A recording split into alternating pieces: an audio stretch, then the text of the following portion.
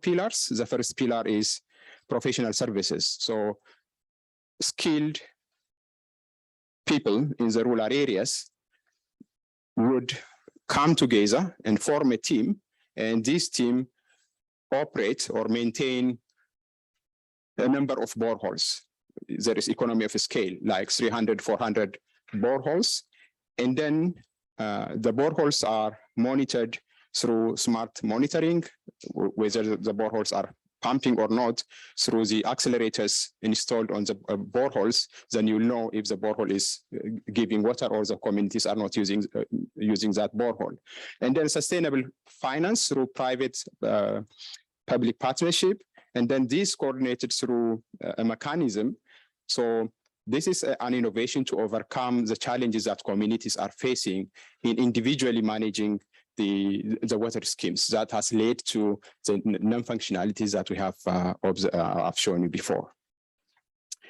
So the other innovation, growing innovation, is in knowledge creation sphere. There are a number of them in Earth Observatory, and there is one which I would like to highlight here is the laser spectroscopy. To know the groundwater resources and its sustainability, we need to know how much groundwater recharge is happening and how fast and slow it is moving through the aquifers, etc.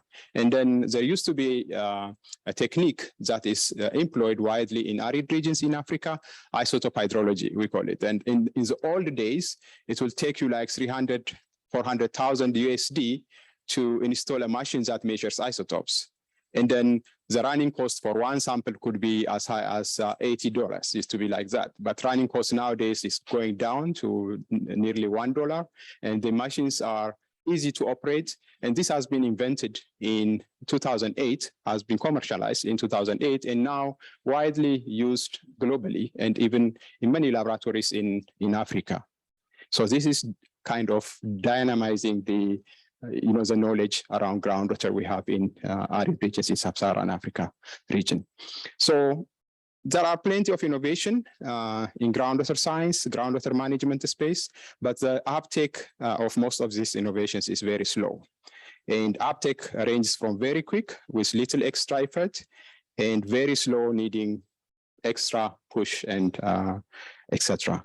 And then the risk associated with this uptake of the or the risk, there are certain risks associated with innovations, particularly when we push for it. When we push it and then impose on communities, then we encounter failures. One example is what you see in this figure, a reticulated water scheme to reach out to communities in dry areas in Africa, in Ethiopia, bringing water from far away through pipe network and supplying the communities, particularly the pastoral communities in the Horn of Africa region. So this scheme has been, this is just an example, 2,000-kilometer long scheme, the water distribution scheme, and then it's non-functional now. No water is flowing through the system.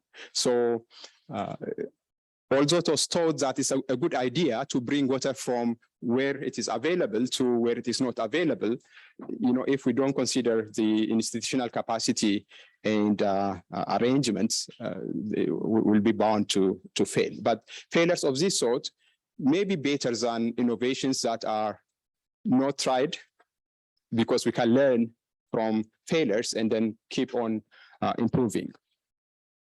And finally, this is a final thought. So what kind of innovations are out there? Maybe you can categorize them in 4 groups. Is innovation capable of changing people's life positively, low or high? And then the other axis is great idea and great product. Is it great idea or great product, low and high? If it happens that technology or innovation is low on changing people's life and low in terms of idea, it's just mediocre. And maybe we don't worry about that. But how many minutes do you have? 1 minute. And then there are innovations that are high on changing people's life, but obvious ones, like, for instance, a hand pump well. A hand pump hole is, it's not, maybe it's vulnerable to contamination, vulnerable to climate change, etc. But it's changing people's life. Several people, millions of people depend on hand pump boreholes. And then the other one is great ideas, great inventions, but didn't end in changing human life, people's life. The great majority of innovations out there in the sector falls in that category. And then what we seek in Africa are those innovations which are of high impact for human life, changing human conditions, and then also great ideas. There are some examples like solar pumps. Sometimes you don't need to push for this to be taken up or taken by the communities. Naturally, it goes into impacting and then rapidly absorbed by communities. So this is just a highlight to give an idea about the context in Sub-Saharan Africa. Thank you so much. And then I acknowledge the REACH project, UPGROW, and International Association of Hydrogeologists. And then I'm from the Center for Water Resources Research. So yeah, thank you so much. Yeah. Thank you so much. So the next presenter is our keynote speaker, Veena Srinivasan. She is a senior fellow at Ashok Trust for Research in Ecology and the Environment. And she is leading a center there. And she obtained her PhD from the Stanford University. And she's an alumni of Institute of Technology in Bombay. And then Veena, the floor is yours.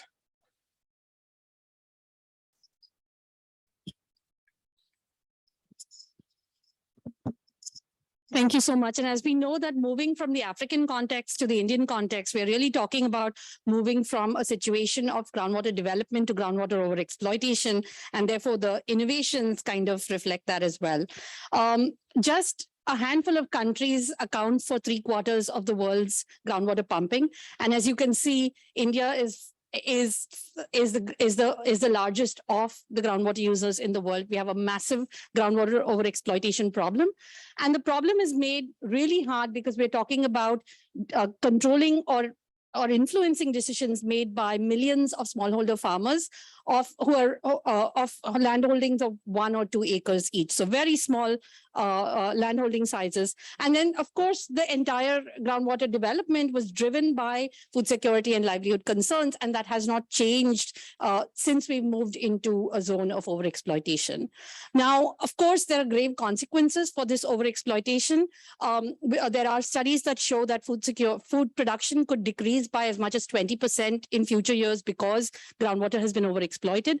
Apart from farmer deaths and carbon emissions, the reduction of inflows into reservoirs is an increasing problem. And what we are increasingly seeing is villages that are severely in electricity debt because the amount that they pay just for providing drinking water, just for their drinking water bore wells, because they're having to change the groundwater table, is sometimes greater than their total revenue from all sources. So a serious problem with serious consequences. Now, of course, as I said, the problem is that this is driven by current policies which were designed for groundwater development. So groundwater in India is open access. There are no limits to abstraction. Electricity is free in many states. And finally, the government offers very attractive minimum support prices for water intensive crops. This is particularly a problem in states like Punjab, which are semi-arid, but are incentivized to grow paddy and wheat. And so extremely intensive or water intensive cropping systems. Now, changing this is extremely difficult, politically difficult in the short term, as the riots and demonstrations in Punjab last year showed. So one of the problems is that if we look at groundwater control in terms of carrots and sticks, sticks are really not a politically feasible option at the moment. Agriculture still provides the livelihoods for 58% of India's population, and farmers tend to be swing voters. So I'm not going to look at any possibilities in that space. So we're really talking about what can we do in terms of carrots. Now, for the last 20 years, the only carrot that, or the main carrot that the Indian government has focused on has been supply-side interventions, particularly managed aquifer recharge. Now, through watershed development, a whole variety of watershed structures. Now, the problem is that many of India's river basins and watersheds are now becoming closed. For non-hydrologists, that means that all available water is already completely allocated and being used by someone. And so further investments in closed watersheds in managed aquifer recharge entails what's called a robbing Peter to pay Paul problem. That means you're impounding the water upstream, but you're decreasing flows to downstream reservoirs and farmers, which means that really what we are talking about is demand-side solutions. And remember, we're talking about demand-side solutions that somehow don't tell farmers or constrain farmers in any way while increasing farmers' income. So as you can imagine, this is an extremely difficult problem to solve. Now, the main thing I want to say before I talk about the innovations in this very small space that we're talking about is that aquifers in India are not the same everywhere. The northern part of India is the vast alluvial Indo-Gangetic plain aquifers, and these are what economists call bathtub aquifers. That means they're like massive bathtubs, and individual farmers putting straws in that bathtub don't impact the overall water table individually. So it's hard to kind of find local solutions in bathtub aquifers. The peninsular India is completely hard rock. These are fast response local aquifers. They are what economists call egg carton aquifers. That means each individual district or village might be like one piece of an egg, one cup of an egg carton, which means that the water empties and fills locally, even with respect to local rains, which means that you have opportunities for local management. But one thing to remember is in much of peninsular India, we're talking about 600 to 700 mm of rainfall and a potential evapotranspiration of 1600 to 1700, which means there just isn't enough water for everybody to irrigate, which results in only 30 to 40% of the farmers having access, the richer ones having access to deep bore wells and irrigating. So the point that I was trying to make is any solutions, and therefore any innovation, must be contextual to the hydrogeological context. Now, what are the types of solutions that actually exist? The most recent one, and the paper just came out literally last week by IWMI, was that was the result of direct payments to farmers for not pumping. These have been shown, the paper shows that they are effective in Punjab, but this is an alluvial region. And one of the reasons that this might not work in hard rock regions is because, as I said, in Punjab, you have 100% of the farmers irrigating. In the hard rock regions, you have only 30%. So if you start paying the 30% and they stop pumping, you're just going to have a vast pool of rain-fed farmers eventually jumping in to try and get those payments. So it's less difficult, it's much more difficult to do in the hard rock regions. The second contextual solution is solar irrigation, already being talked about in and being promoted by the PM Kusum scheme of Government of India.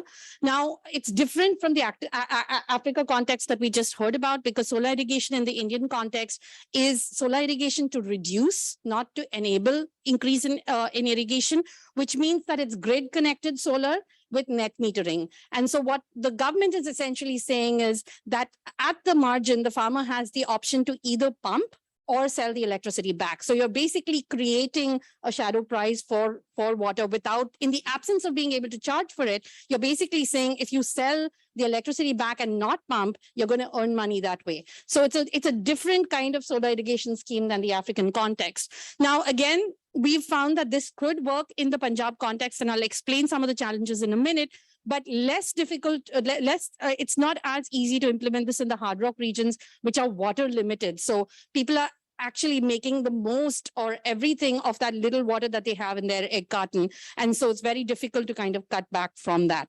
Now, what is possible in a place like Punjab? Essentially, you're talking about moving from paddy, which is what the vast majority of Punjab is growing, to which is traditional paddy, to either reducing water in paddy, so moving to a system of rice intensification or alternate wet dry paddy, or moving to a less water intensive crop like oranges, which could potentially be more remunerative.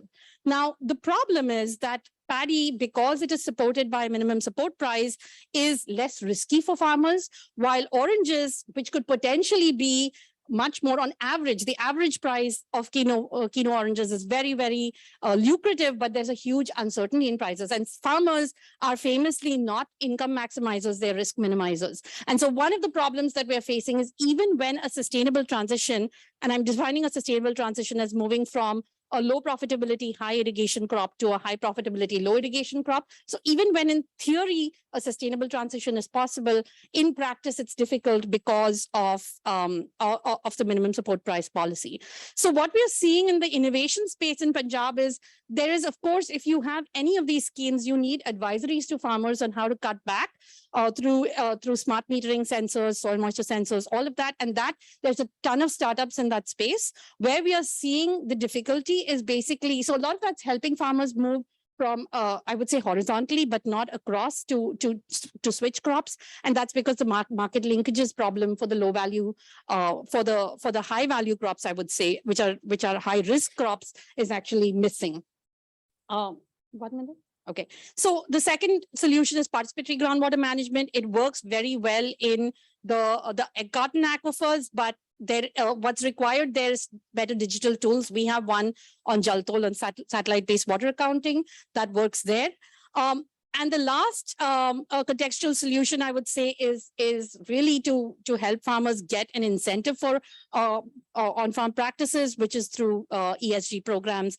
Lots of problems in traceability. Just 20 seconds more. Yeah. So one of the problems with irrigation, with our current innovations, is that we look at them as pilots. We haven't built the ecosystem to ensuring that they actually succeed. So I'm going to leave you with these messages, but thank you very much for listening. Okay. My last four. So we have a groundwater problem. There's a very, very small solution space that is politically viable. These solutions have to be contextualized to the hydrogeology, and they need underpinning innovation. Innovation cannot happen in pilots. We really need to make sure that it's embedded in the wider ecosystem. Thank you very much.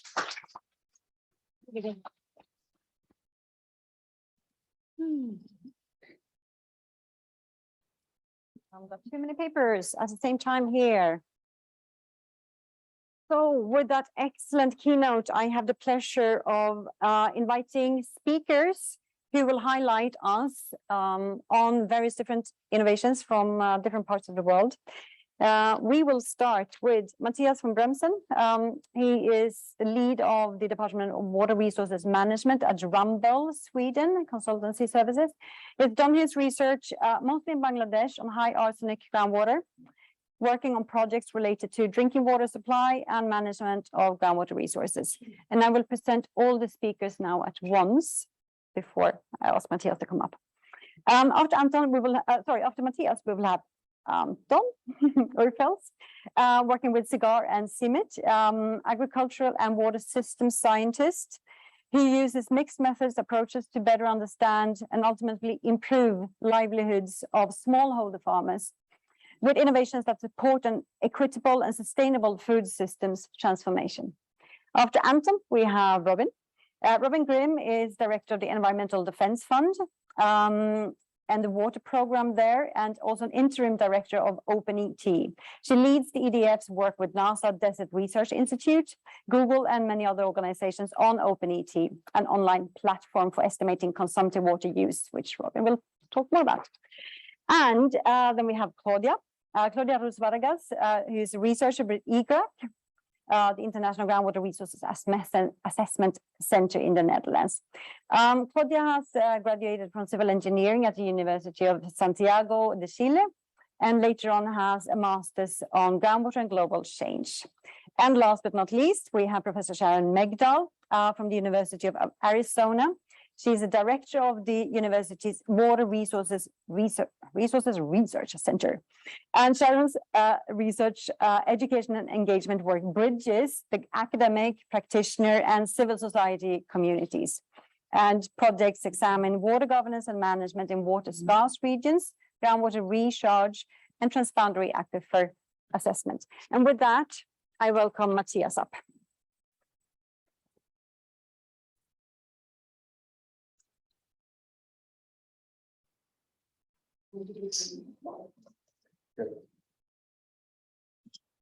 All right, thank you very much. My name is Matthias, and I'll have a talk on exploring opportunities for scaling ICT solutions for local decision-making. Why local decision-making? Because many water decisions are taken on local level. So, and obviously this has been a long research, and this is only a small part of it, and it's a collaboration with KTH, the Royal Institute of Technology, University of Dhaka, Excel.dot, and UNICEF in Bangladesh. The project has been funded by SIDA, Swedish SIDA. So groundwater has been groundwater has been the main achievement main element for two recent achievements in Bangladesh: safe water, drinking water supply, and food security through excessive use of groundwater for irrigation purposes. And it's mainly thanks to the very highly productive aquifers of the Bengal Delta Plain. There's main challenge with groundwater quality, saline water intrusion in the coastal belt, bacterial contamination through flooding, and also geogenic arsenic that is affecting tens of millions of people. This was discovered more than 25 years ago, and still there's a wide gap between the number of exposed people and the pace of mitigation programs. And despite all this efforts, still 18 million people are exposed to Bangladesh drinking water limit of 50 ppb. And the number rises to about 28 million if the WHO 10 ppb limit is considered. So in Bangladesh, the most widely accepted option is a manual hand tube well, and groundwater is really the main drinking water supply for Bangladesh, especially in the rural areas where we also have the high arsenic groundwater. More than 90% of the 10 million tube wells installed in rural areas of Bangladesh has been installed by private local drillers and informal private sector, and they're owned and installed by the local drillers, very much as we now described for the Punjab region in India. During previous research, we established a strong relation between aquifer properties, colors of the sediments, and aquifer sequences, and the likability of getting high arsenic concentrations in the groundwater. We later used that for establishing a strategy for targeting safe aquifers that we called SUSMIT. The community-based strategy using the local knowledge of the local drillers. And they can use the strategy to install safe drinking tube wells. We were able to increase the hit rate from about 50% up to 98% with this strategy. And the installations are optimized on the basis of local knowledge and local technique, which is also a fundament for scaling any option in this context of Bangladesh. So what we were missing, though, was the ability or the availability of capturing data in an efficient manner and be able to scale that. Because really in Bangladesh, there's a lot of tube wells installed, both by the private sector, but now also by the government of Bangladesh. So while they start up this or as they go, we want to be able to capture the data and process and then feed back the analysis to the national stakeholders, but also to the local stakeholders. And we established this mobile platform for capturing data relevant for us, called Asmetas, for storage and management as well. And by establishing a common protocol, we could also see that quality assurance of the data was also ensured. And it can be used as a foundation for aquifer mapping and efficient groundwater resources and management. Obviously also cost savings for future investments. So we also found that the using a digital platform enhanced the knowledge of the local hydrogeological conditions, a tool for the local technicians and the local decision makers to really pinpoint where to site the tube wells and avoid corruption and elite capturing. It also can increase the awareness and the mobilization of the communities, the affected communities. We could see in UNICEF studies that really screening each and every of the tube wells was the methodology to get to the mobilization of the community. You had to actually screen every tube well before people started moving in the right direction, so to say. It's also foundation for a transparent tool for decision making on all levels, local as national ones. And with that said, it also is, you can start to hold people accountable for local decisions, as you can have the information of how you go about this, and combating elite capturing of safe drinking water wells in Bangladesh. Today, 40% of the tube wells that are sank by the government of Bangladesh are captured by the elite, which is really a lot. So combating that is a real challenge, and this could be maybe one piece of the puzzle to that. Obviously, strengthening decision-making process at national and local level, and capacity building also the private sector and giving and feeding information back to them. Finally, is one piece of the puzzle to scale targeting safe aquifers for government and private sector. Thank you very much.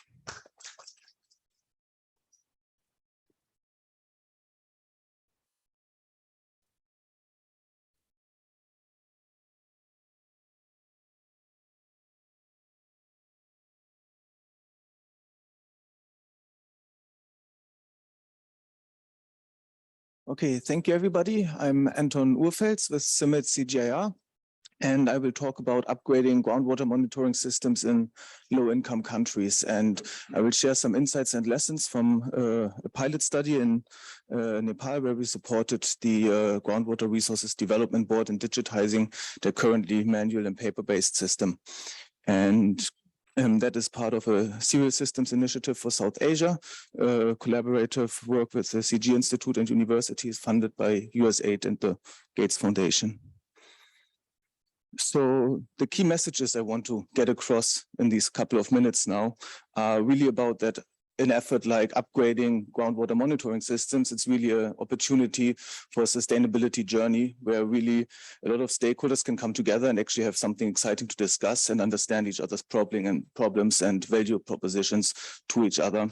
And also make sure that the data that's going to be collected is really valuable and actionable for the decision makers on the ground later. So with that short orientation, we are in the Eastern Gangetic Plains. So opposite to what Veena was talking about, the area that's currently much underutilized and with a lot of abundant water resources. And in Nepal, we currently have access for most people to groundwater, but it's not really used a lot. So there's a lot of investments and thinking about scaling irrigation for climate resilience. And in all of the agronomy surveys that we do, we really see irrigation also popping up always as the key predictor for productivity improvements and yield outcomes. So really on the agriculture side, there's now a big push towards making sure more farmers have equitable access to irrigation. So it becomes really important to understand what's the response of the aquifers to these investments and how we make sure that the crisis that developed in the Northwest doesn't happen in the eastern parts. So opposite to India, where we have quite a good monitoring system in place, in Nepal, that's not the case. And thus we're working with the groundwater board, and instead of saying, well, this is the technology, this is the approach we should take, we gave them a couple of different tools and approaches to see what really fits the context, the capacities of the staff, the budgets and all of that, and play around with this for a year and a half and see what really makes the most sense. So there's all different kinds of requirements for use and different resolutions of the data. But I think a lot of times what we need to think about is really what fits the context, what fits the decision makers, and we bring them to the table and see what works best. And interestingly enough, in this case study and this pilot, after a year and a half, the groundwater board, they evaluated all the different technologies from the simple phone-based data entry to the telemetric systems and manual measurements, all these different approaches. And they really found that phone-based and data entry with manual tape measurements of the groundwater levels is what they would like to see going in the near-term future. And just looking from a very basic back on the envelope economics calculation also makes sense, because capital investments are really low, so you don't have to expend a lot of money and you don't need to operate the sensor.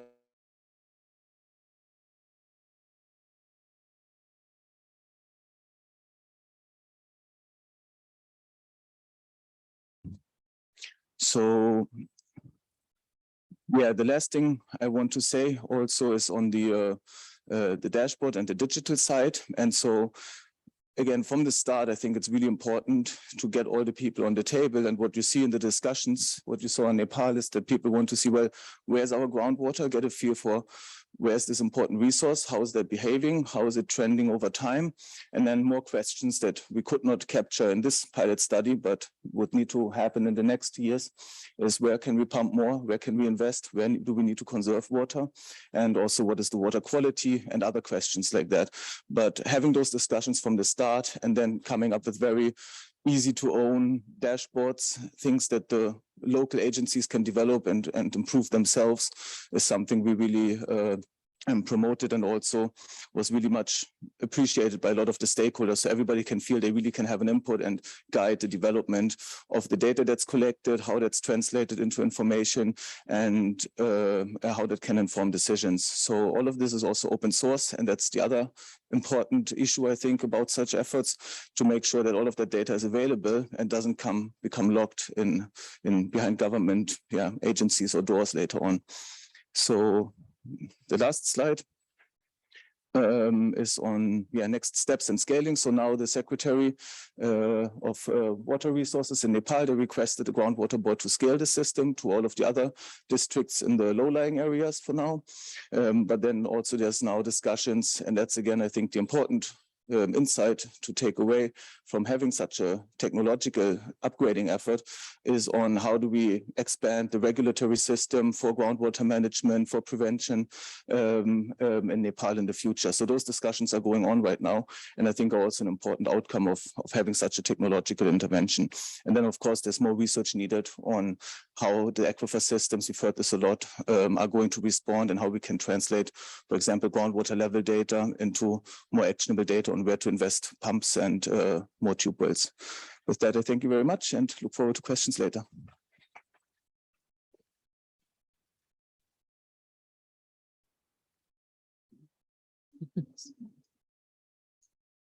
Hi, everyone. I'm Robin Grimm. Thank you so much for having me as a part of this session today. I'm here to talk about OpenET, which is a new data platform that was built to address one of the largest data gaps in water management.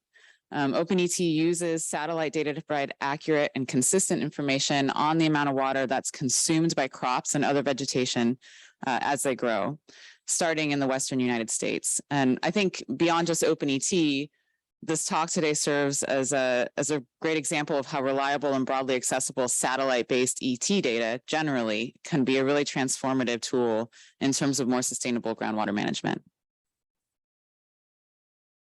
So this map shows groundwater storage trends for Earth's 37 largest aquifers.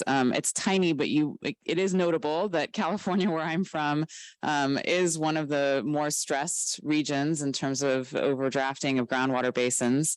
And what this really means, when you layer on top of that the fact that the Western United States is facing ever-increasing droughts and ever-intensifying droughts, is that farmers and water managers are facing the really difficult task of trying to continue to provide for food production, ecosystems, local communities, with a decreasing amount and volume of water year over year. And the implications of that, and of course, we're not alone in the Western United States in facing that challenge. And the implications of that are that it's really, really ever more important to very precisely manage the resource, which means that data and good information about what's happening on the ground is ever more important, especially data that's at a high enough resolution and at the scale where decisions are actually being made, which ends up being, field scale if you're talking about irrigated agriculture. OpenET then is an online water data platform. It's been under development. I failed to say in the opening slide, but by a really massive and impressive collaboration of public and private organizations that came together to do this, to improve water management in the Western United States by providing field scale evapotranspiration data across 17 Western states. And I'm going to talk about why ET data is so important here in the next couple of slides. And this is a screenshot from the platform that was launched. So what is ET? The ET in OpenET stands for evapotranspiration, and that's the process by which water evaporates from the land surface and transpires from plants. It's the second largest component of the water cycle and can kind of be thought of as the opposite of precipitation, in that it's water that's being removed from the landscape and heading back out towards the atmosphere. And of course, that process is invisible, and so it can be really difficult for folks to sort of comprehend and understand, which is where the satellite-based measurement comes in. And as shown in this diagram, some of the water that falls as rain or snow and is applied to irrigated fields, that may recharge a groundwater basin or run off to a local stream. But that water can be reused again. In most cases, sorry, ET, all the water in the red boxes here, is the water that's leaving the system and cannot be reused. And we tend to pay really close attention in arid regions to supply, right, to the rain and snow component of the water budget. But it's equally important to understand how much is leaving day in and day out. And that's where ET comes in. And we have said many times in these talks in the past that trying to manage water without an understanding of evapotranspiration is like trying to manage a budget without knowing how much money is being spent day in and day out. So OpenET makes this water consumption data widely available down to the field scale, which opens the door. I don't know why there's a missing. There we go. To many groundwater management strategies that otherwise really aren't possible at scale. And there's a couple of speakers who've already mentioned the importance of being able to scale. So some examples here: it allows rural communities to design locally driven water conservation and trading programs. There's an example of that happening already in the San Joaquin Valley that I'm hoping to show a video clip of in a minute here. It allows local groundwater managers to develop and track in near real time more accurate water budgets. It helps policymakers more accurately track supplies at broader scales and simplify regulatory compliance. And importantly, because this data is available publicly and available to all, it really helps policymakers work with local communities and local water managers, starting from a common place of understanding around water use that's happening on the ground. And then finally, it helps farmers to improve irrigation practices and help maximize crop per drop and potentially reduce the amount of nutrient needed to be applied. So now I do want to show that clip from Eric Averett. He's a former general manager of the Rosedale-Rio Bravo Water Storage District in the San Joaquin Valley. And they decided to use OpenET to provide data for an online accounting and trading platform to let landowners track their own water budgets, much like they would check an online bank account. And they developed this accounting platform to give more tools to landowners and to the district to help them comply with California's Sustainable Groundwater Management Act.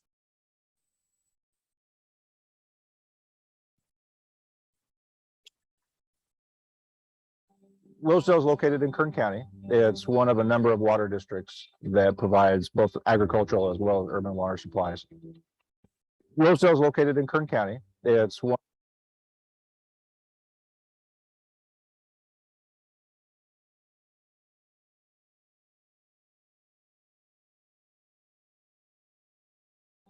Rosedale is located in Kern County. It's one of a number of water districts that provides both agricultural as well as urban water supplies.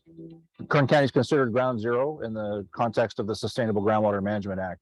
We have a significant amount of overdraft, which challenges the water supply reliability for the region. The OpenET data set that we will be using is the basis of our water budget for Rosedale, which will be reported to the state to show compliance with the Sustainable Groundwater Management Act. For the landowner, it's very, very important because they have now a responsibility to live within their water budget. OpenET has been a very, very effective tool, giving us near real-time information to evaluate the water budget information for every parcel within Rosedale. Landowners can make decisions as to whether or not they're going to irrigate again, whether or not they're going to enter the market as a buyer or a seller. And again, it's really information to make informed decisions, but more importantly, to manage the resource on their own behalf.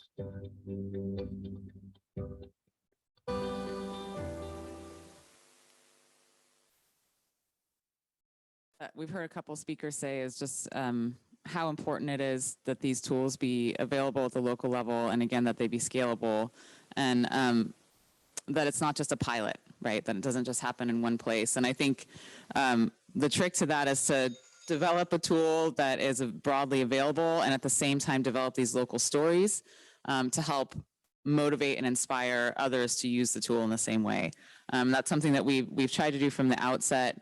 And I know I'm out of time here, so I'll just end by saying, we continue to be dedicated to that sort of dual purpose of putting the data out there, ensuring that it is best available science, that it's reliably available on an online data platform that's publicly open.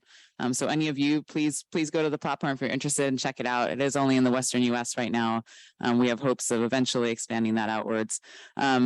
And at the same time being there for the user base, for the user community, continuing to develop these use case partnerships and stories like the ones you just saw, providing support to help folks understand how to integrate this data into their own decision-making processes. We've set up a new nonprofit to do that.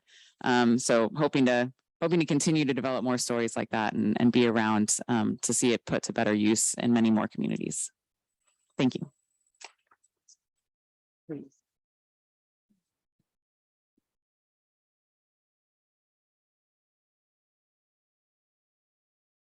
Hi, everyone.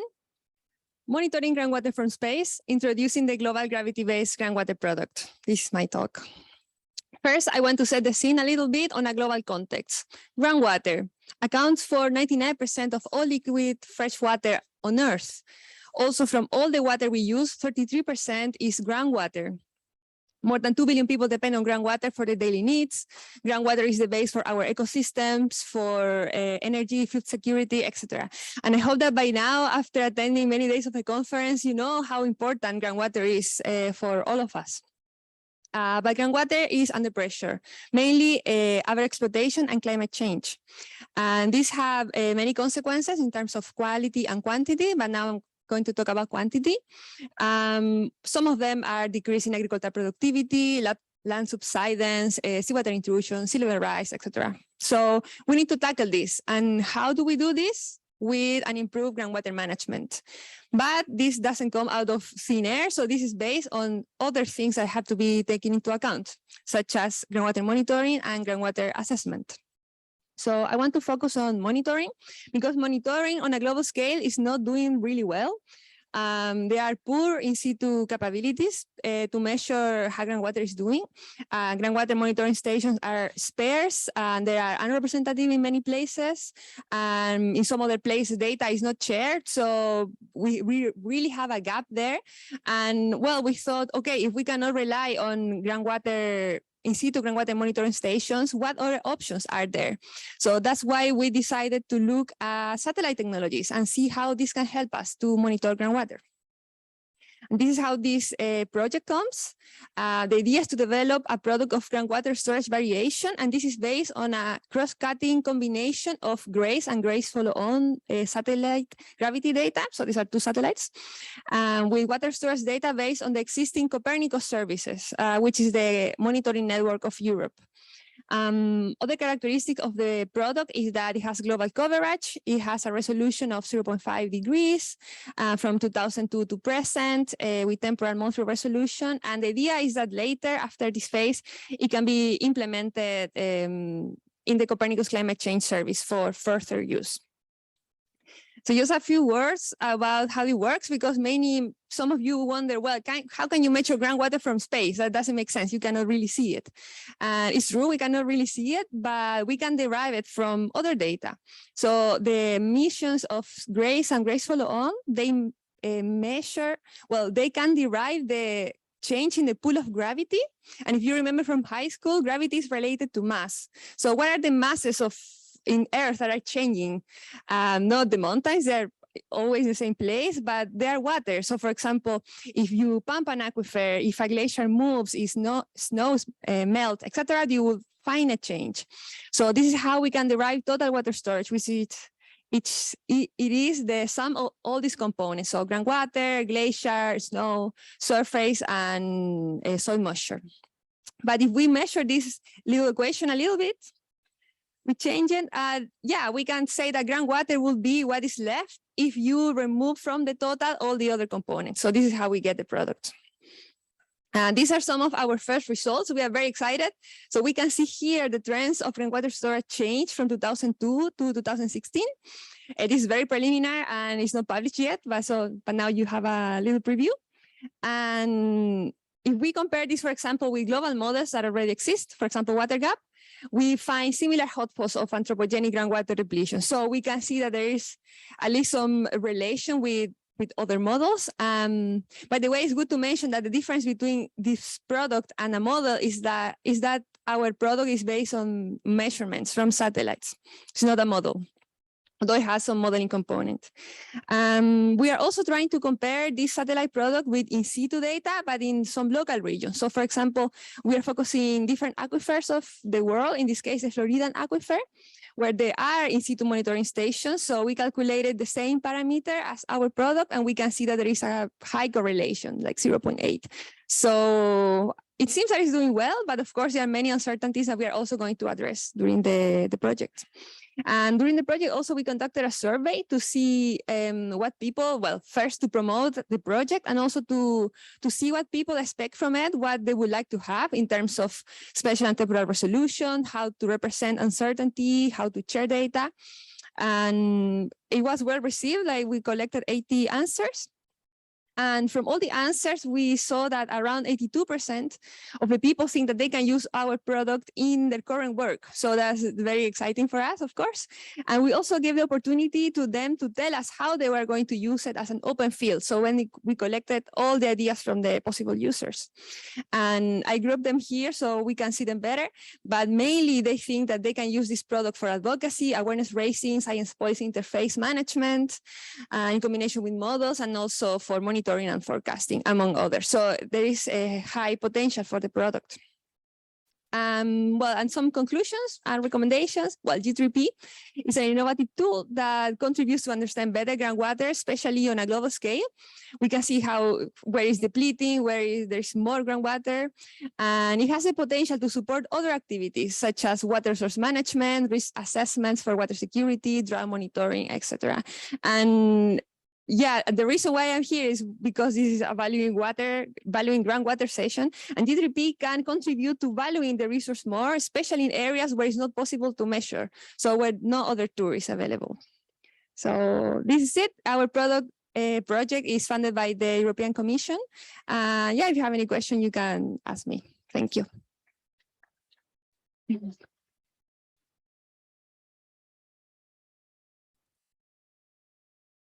Well, thank you and good morning. I'm the last of the highlight talks, so I better do good too, like everybody else hasn't kept to my 8 minutes. So we're actually doing pretty well.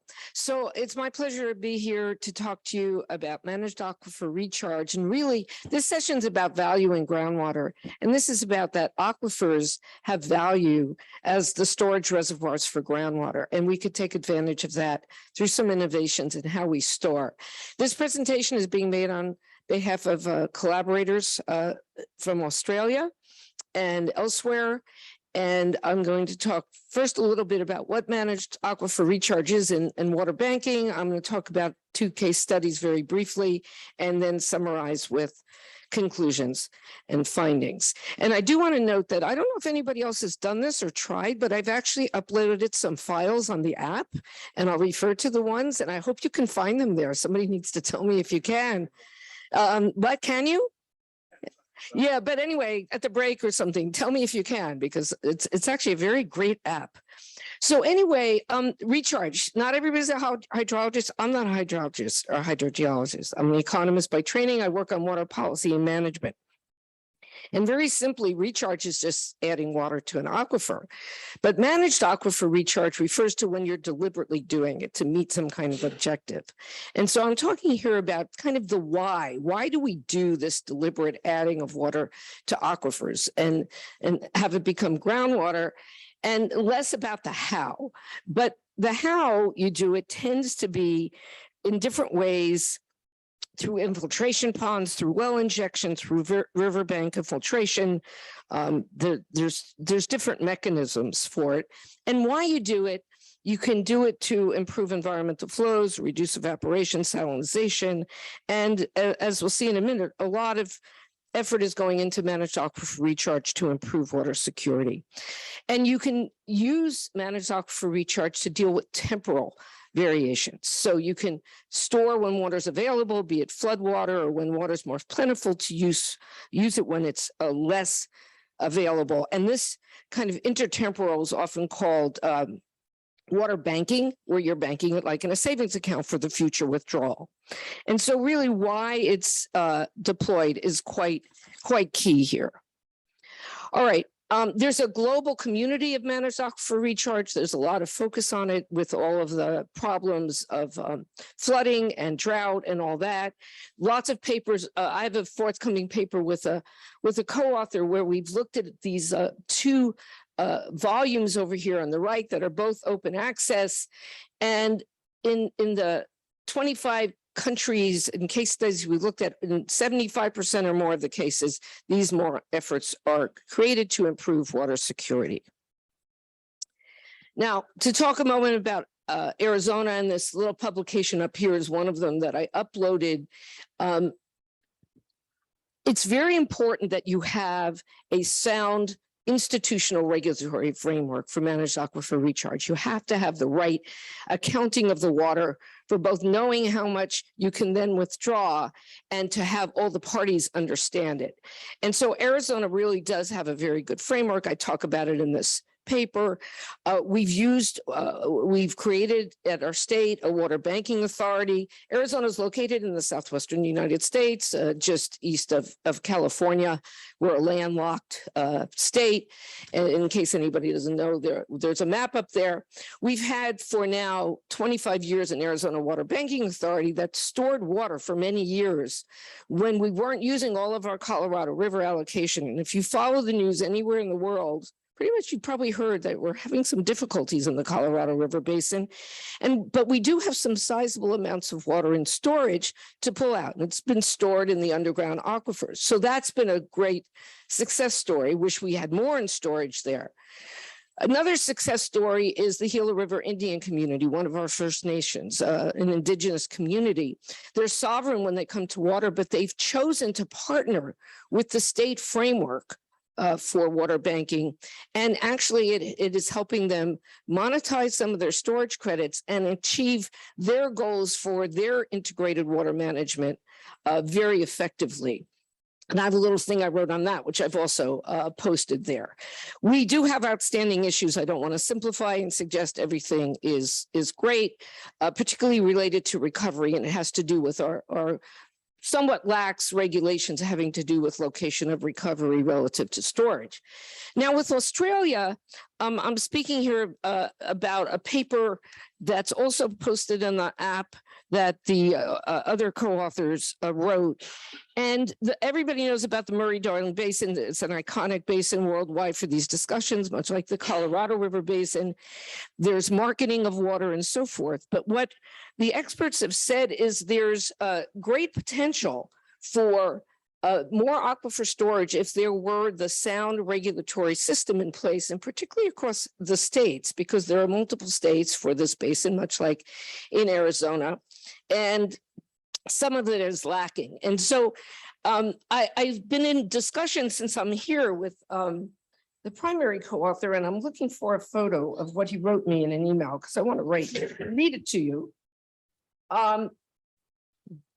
Because there's been talk about robber barons and Wall Street. I mean, I think the California Pension Fund has invested in water in the Murray-Darling Basin. And it's not that markets themselves are a problem. You need the markets, but it's having the right kind of framework around those markets. So Peter Dillon, I didn't tell him I was reading the words of his email to me here today, but I am. He says, I'm not concerned there's a market. I think it's needed. I'm just concerned that the regulations are not tight enough and the specifications for carryover and transfers between surface water and groundwater are inconsistent, poorly based, and do not allow proof that MAR will cause no one to be disadvantaged. And he indicated that nor do the systems in place provide clear pathways for indigenous benefits. And I did read recently that some of the indigenous peoples in Australia have concerns about some of what's being proposed here. So it's a matter of taking into account the various viewpoints. So getting to my last slide here about relevant findings and conclusions, increased climate variability increases value. It can be cost effective. We do need technical studies and pilot projects, but a lot of this is done, scaled up already. You need to make sure you have the proper protections for the groundwater quality, and there's just great potential here. So my email is there, and thank you. Pretty good, right?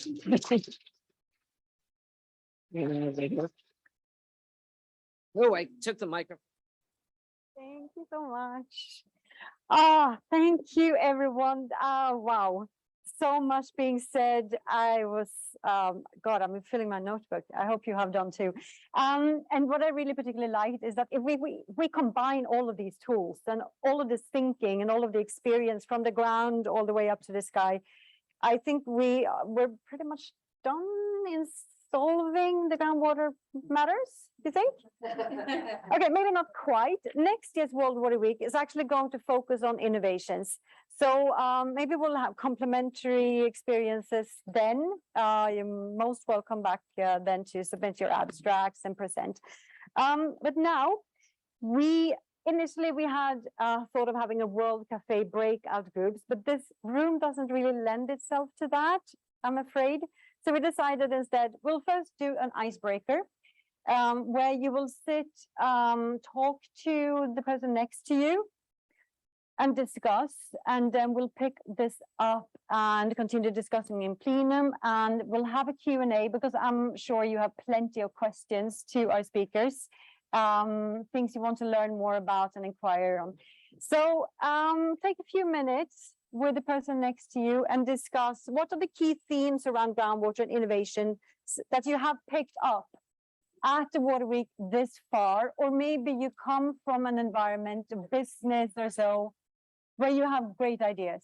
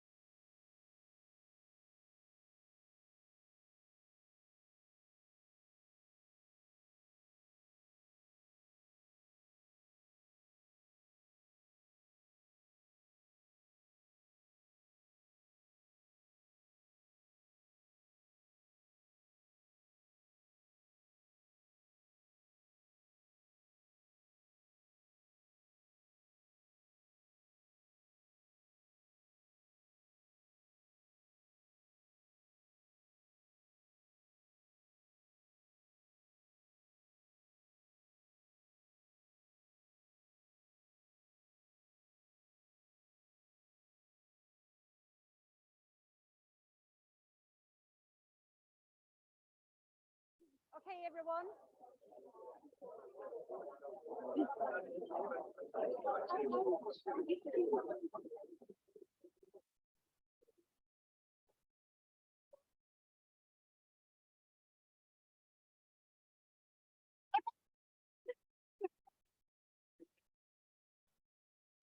I'm happy and excited speaking with each other. Yeah. Oh,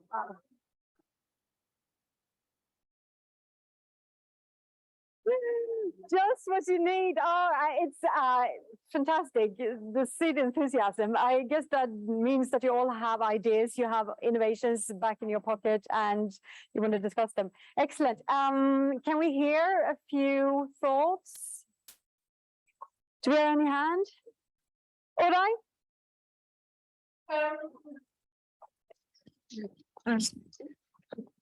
I think some of the key things we've heard is open source data sharing and in situ groundwater monitoring technologies. And I just I want to ask one of our speakers how they see that translating into feeding into a national database and how the quality control and quality assurance works with real-time data collected by citizens or participatory communities. Speakers, remember that question. We'll come back to that. Okay, we have the whistler over here. Sorry for that. No. Hi, I'm George de Gooijer. I'm also not a hydrologist, but I was involved in quite a few decision processes, and I mean more in governance and climate change. This morning I was interviewed by two guys who with a video, and they said we're making a photo book about groundwater. You can't take a picture of groundwater, but I thought that was very, very interesting. We've been blind for data, and now all of a sudden data becomes available, and the connection between those data and then governance is, I think, so important, because there are so many cases, and they were mentioned here.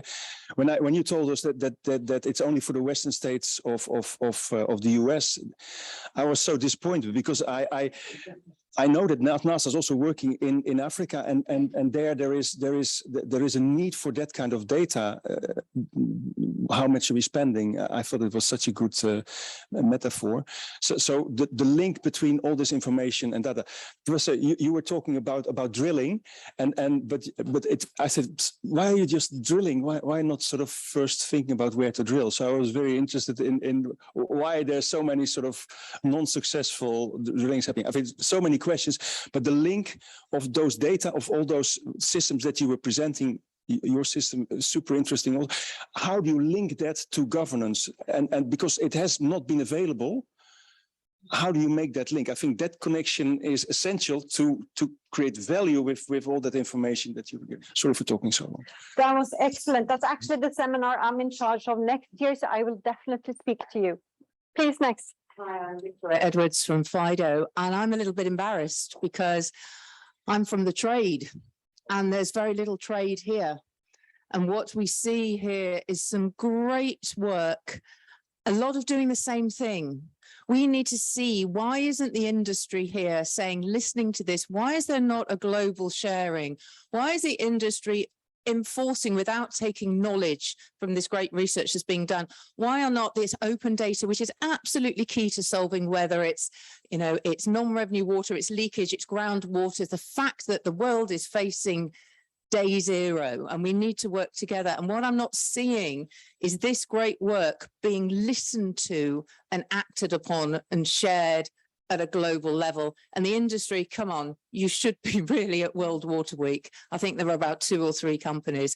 It's not good enough. It's the great work that's being done here by all these research, these innovators, these pilot projects. We need to subsume all that, distill it down and turn it into action. And that's our responsibility, building on the great work you're doing here. So thank you. Excellent. Great. Yeah, let's take those 2 at the back. Hi, I'm Claes Clivert from NEOS. We're just a little bit talking about the fact that how far and how much can these very innovative groundwater management IT tools solve the problem? when you actually also my impression when I heard the first the presentation from India, where there's relatively, it's very difficult to somehow move the political kind of willingness to do something about it. And then you compare that to the Arizona case, where there actually is a water banking kind of, you have to somehow, log up, somehow account your water, how much you use. So a bit, it really is a huge difference between these two, areas. And how do we link up that kind of link up that all these innovative methods here to be used by the politicians? It's quite fascinating to hear the story from India, where I worked in Karnataka for 4 years, so I know where you're coming from. I can definitely sympathize with the statements that you're making. So it's really interesting. Hi. Yeah. Thank you. Interesting session. My name is Guur Ouders in Geltaris, Netherlands. What I hear so far, picked up so far, is that we talk a lot about water, and then the second into knowledge about water, then we only come to data collection or databases or dashboards, whatever. What I miss is that there's also a next step after collecting data, after seeing the data, is bring the data together in storylines, in storylines for the future, the situation from the past, the future from projections of what do we do with the data, using models for estimation of projections for the future that we are really in trouble in drought and salinization, etc., etc. And if we do bring those storylines out of where we are now and where we're heading for without management changes, if we don't bring that out, then we miss the connection to maybe industry, et cetera, and every government. So let us, after data collection, also do the next step. And that's very difficult to finish over that. If, for instance, farmers collect data, but they don't see the next step, how to use that for their purposes, they stop within 3 months. So everything's for nothing. So we have to do that step too. I would be interested in hearing Matthias and Anton commenting on that also later to see if, because you collect the data, you do turn it into information and to knowledge that is actually actionable and understood by local communities. So there are next steps after data itself. But yes, storylines are very powerful. So that's maybe the next step or somewhere along the line. Yeah. I don't really have a question. I just want to make a small comment in terms of aquifer recharge. My name is Berenice Daitwa, and I'm from Veolia in Namibia, where in the city of Windhoek, we actually practice managed aquifer recharge with reuse water. So because we have a very big issue with the climate change, we've had lots of droughts. So in times where we actually get rainfall, we have a mixture of reuse water, 25% and 75% normal surface water supply to recharge the aquifer. I know that in a lot of places, people don't really speak about reuse. They don't consider reuse as an option because of the negative connotations that say the people have towards reuse. But I would suggest in water stress areas and where you have a lot of water insecurity, you should try to consider if reuse is a possible option for you for IPR, which is indirect potable reuse for drinking water, as well as managed aquifer recharge. Yes, thank you. Thank you so much. Very good comment. I think I want to turn to the speakers now. Do you want to come up? And you're going to have to run with that because I think we only have one microphone. Maybe Matthias and Anton, if you want to start with the question about storylines and your experience from the ground in the communities where you have been working. Is there something you already see, or do you think that could be maybe a next step? Well, I can maybe start with answering the question from the gentleman in the back. Yeah. And I think since discipline of hydrogeology, we are dealing with a very heterogeneous system.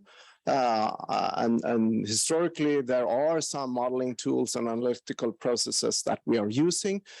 But I think really the gap of data in many cases is substantial. So really what we have done now so far is setting up a system for systematic collection of data and ensure the quality of the data. And then the next step will be the analysis, of course, but we have been missing the data, and much of previous work has been, you know, best guesses on rather limited data. So you know, it will come. Baby steps then. I Anton. think so, but one minute, I can see from working in Sweden where we have this kind of system in place since 20 years back, thanks to the EU framework for water, we can really see and explore the data now per day and do the more predictive analysis and modeling exercises. So it will come, and we can see it in the countries where it's implemented, I think. Great, promising. Thanks, Matthias. And yeah, I agree to a large extent with what Matthias said. And in the work that we do, we talk a lot about the data value chain. So really looking at the user first and seeing what does the user need, what do the policymakers need, what do local governments need, what do maybe farmers need, drinking water, forestry, all different sectors.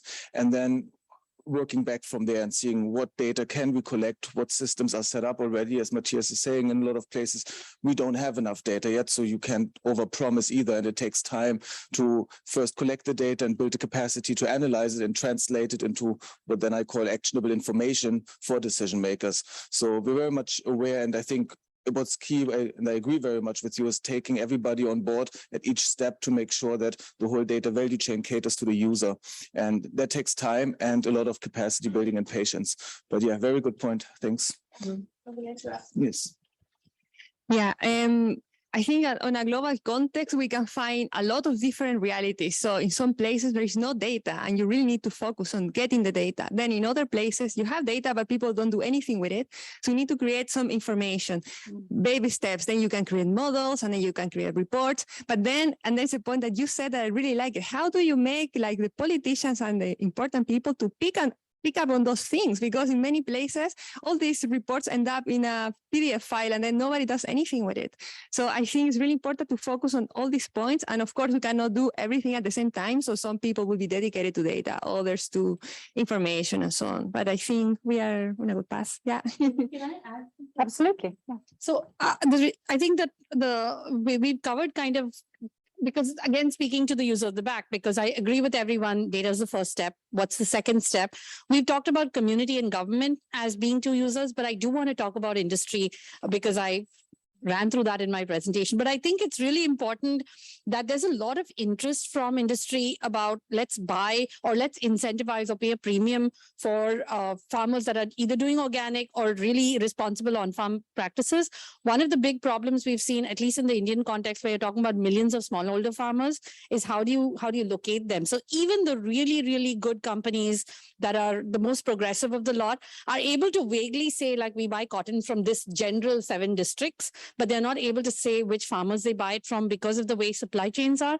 There is a lot of interesting innovation coming up in India with traceability through blockchain technology, but at the moment, it's only at the highest end of the value chain, and it hasn't come down to commodity products like cotton. But I think that's really where, if we eventually want to say that industry is going to actually take this on board and incentivize their supply chain to become more responsible, we still need a little more innovation before the data becomes useful. Yeah. Robin, yeah. Yeah. I was just going to sort of commend the technical and science team with OpenET, and that they, from the outset, really prioritize the development of an application programming interface so that the data itself would be available in a computer-to-computer manner for exactly that purpose of being able to both integrate it into other tools that take it beyond the data and start getting it into decision-making processes, like for on-farm management tools or water accounting tools, what have you, but also for the academic and research community, so that people can start looking at the data and asking questions. How is evaporative demand changing over time with climate change? And what can we take from that in terms of looking into the future of the demands on our aquifers and on our water supplies going forward? So I think thinking about kind of accessibility to the data, not just on the, online, in the online form that I showed you, but also in a way that it can be really worked with and integrated into other tools and systems is a really important piece of that as well. Very interesting. Sharon, please. Yeah. So I'm going to segue between Robin's project and Namibia. And that is, what I didn't get to go to your session the other day, but they actually had users here talking about USIT. And so, yes, it's only the 17 Western states, but a lot of those farmers are hard to convince people. And so they're investing a lot in getting the community to understand it and use it. And so then presumably transfer that. And it'll be much easier if they really, the 17 Western states are pretty big, but that's a pilot, right, Robin? So there's great potential there. Managed aquifer recharge, the tools of it are used for reclaimed water. I mean, Israel's a leader in that. They recharge the water, they use that as the environmental buffer, and then they pull that water out and it's used for agriculture. Indirect potable recharge or indirect potable reuse is used in places in the United States and elsewhere. And so the beauty of that, and again, I'm not a lot of things, so I won't say all the things I'm not, but I'm aware, soil aquifer treatment is powerful and can take out some of the problems, and you can check the water for water quality. And Orange County in California, which is known for the extent to which they serve reclaimed water for drinking water, they're actually taking drinkable water and then putting in managed aquifer recharge, because I've been told the decision makers think that's somehow better. And so there's no question that aquifer recharge has a role to play with recycling water, no question about it. I wanted to come back to, you said that convincing farmers in the US, it's tricky. And in the first session that we had of the seminar says, we did find that the trust that needs to be built with communities on the ground we use it takes time. So I really appreciated. I have one. Oh, you have. Yeah. So Anton, I really appreciated how you said you invested 1.5 years and you let the community try and test and then themselves decide what worked best. So contextualized solutions, you've all touched upon that in one way or the other. Okay, Oda, you had a question to all panelists. Can you repeat that and see who we can pick it up?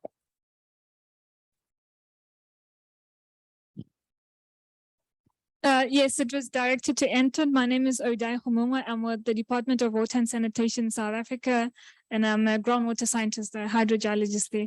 So we're looking at groundwater from a national perspective, and we're interested in how to use participatory monitoring, specifically using our communities and technologies that you've indicated you've used within your study area. You mentioned that that information then appeared directly into the cloud. Is there any means of quality control and quantity assurance? And were you also able to integrate it to the national picture in that region? Thank you, Odi. That's a very good question. And I maybe need to clarify a little bit because in the pilot project here, we did engage with citizen scientists a lot, but because of the concerns of the agency of the Groundwater Board about data quality, we decided to not integrate them at the first step, but they have very well-trained data collectors that for more than 10 years are collecting data on paper, but then that's stored in your office and that's kind of it. There's a bit of Excel sheets. So the first step that we agreed upon was to actually digitize that process only and have a confidence in that the little data that we are collecting, which is actually quite sizable, it's 20 wills per district, is available for everyone to download immediately when it's collected. And because of the long experience and training, there's a like a high confidence. We thought about putting like picture checks and quality checks, but that was thrown out again because people didn't like that idea really. And so in the next phase, getting citizen sciences on board, and we've ran a couple of campaigns to test that already, would be an important way to kind of augment that data and have more sources. So I think it's really about looking at the different actors, seeing which stakeholders have what interests, and then making sure to have a platform and a kind of tool, like we were saying with the dashboards, where people can interact on and talk about and figure out which solution for which department, for which stakeholders works in what way and where. Yeah. Okay, we have time for one more question.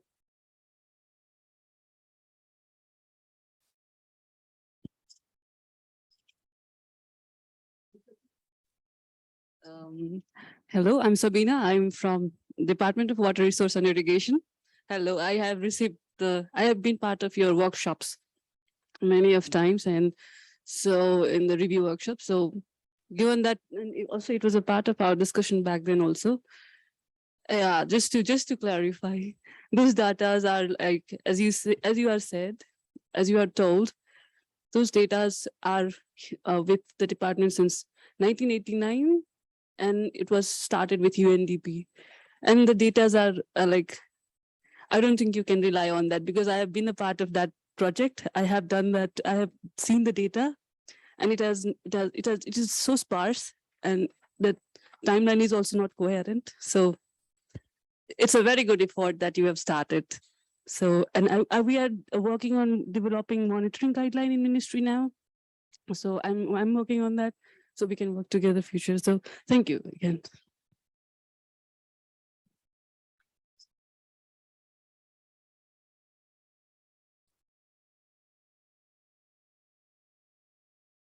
Yeah, this to clarify a point about the drilling success rate in Africa.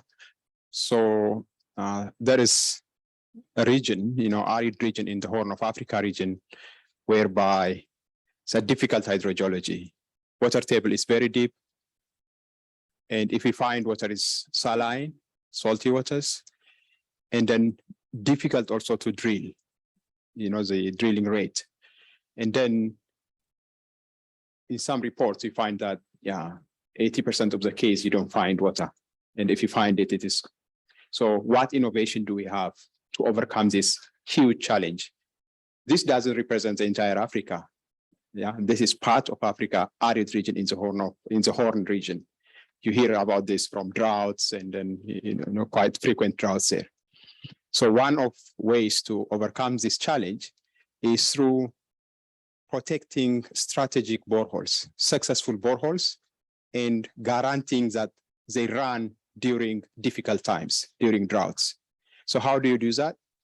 Through monitoring if these boreholes are continuing to provide services using devices that monitor water flow through the borehole, and then that reports back to crew sitting in the city, and then can be deployed to fix it. The other category of the challenge in major part of Africa, whereby drilling success rate is higher, easier to drill and find water. But the challenge is at any point in time, up to 30% of the boreholes have challenges, either not flowing or poor water quality or unreliable, maybe breakdown, not sufficient water. So for those environments, the challenge is the management structure. How can we run these boreholes, community boreholes? So this is like through technology-enabled professional maintenance. So this is like an add-on to just community-based management. So there are innovations related to, how can we use technologies, GRACE, satellite imagery, geophysics, all sorts of combinations to come up with successful boreholes, even in difficult environments. But that was not the global thinking, particularly in the past, during the MDG cycles, for instance. During the MDG cycle, drill boreholes as if you are going to be successful everywhere. You see, so local conditions matter quite a lot. And finally, if you allow me just 30 seconds, innovations that are, to be called an innovation, it must be of great idea, at the same time, impact lives. And then that is a message I want to make. Yeah. And then you don't really need to push sometimes, some innovations. You don't need to push it through to be successful. It is going to be taken quickly. They'll be disruptive. Yeah. Thanks so much. Thank you so much, Seifu. And with those words, I actually don't think I need to give a quick summary because it's very, very difficult to do that for this very rich and compelling session. I want to thank you speakers. It's been amazing. I have learned a lot and I hope you have too. I want to thank the co-conveners, the World Bank, KwaZulu-Natal University, Asian Development Bank, and IVMI. And I hope to see you all in our next and final session, which is beginning in half an hour in the Pillar Hall. Very beautiful place, bottom floor, that corner. So welcome there and thanks for today.